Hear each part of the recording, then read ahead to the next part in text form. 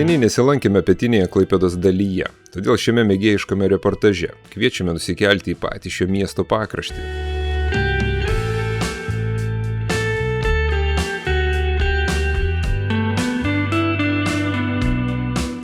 Šiandien čia vyksta vieni didžiausių daugiabučių kvartalų infrastruktūros pokyčių per pastaruosius dešimtmečius.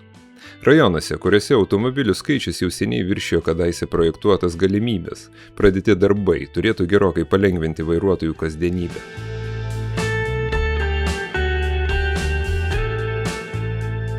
Vieni ryškiausių pokyčių matome Laukininkų gatvėje. Čia atnaujinami daugiabučių kiemai, rekonstruojami šaligatviai ir įvažiavimai, o svarbiausia – įrengiamas naujos automobilių stovėjimo vietos.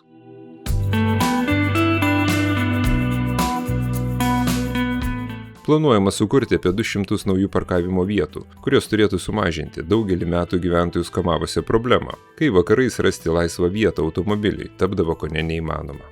Tačiau tai tik dalis platesnės miesto pertvarkos.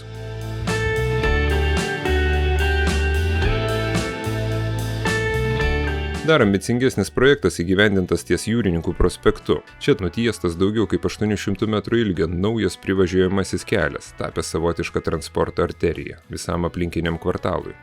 Kartu įrengtos net 433 naujos automobilių stovėjimo vietos, modernus LED apšvietimas, nauji pėsčiųjų takai bei lietaus nuotekų sistema. Šio projekto išskirtinumas tas, kad sprendžiama ne vieno kiemo problema.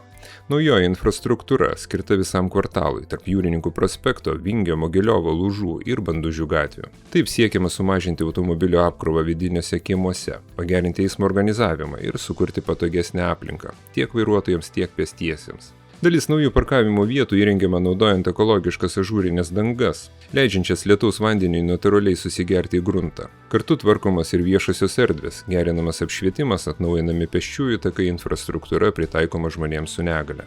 Remiantis viešais skelbimais duomenimis, vien šiuose projektuose pietinėje Klaipėdos dalyje sukuriama daugiau kaip 500 naujų automobilio stovėjimo vietų. Tai reikšmingas žingsnis rajonams, kurie buvo projektuojami visiškai kitokiai transporto realybei nei tą, kurią matome šiandien. Gyventojams tai reiškia ne tik daugiau vietos automobiliams, tai ir saugesni pėsčiųjų takai, tvarkingesni kiemai, patogesnis susisiekimas bei modernesnė gyvenamoji aplinka.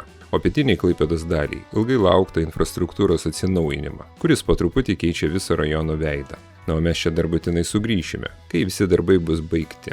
O jūsų patiktukai, komentarai ir žinoma kanalo prenumerata yra vienintelis šio kanalo palaikymo šaltinis.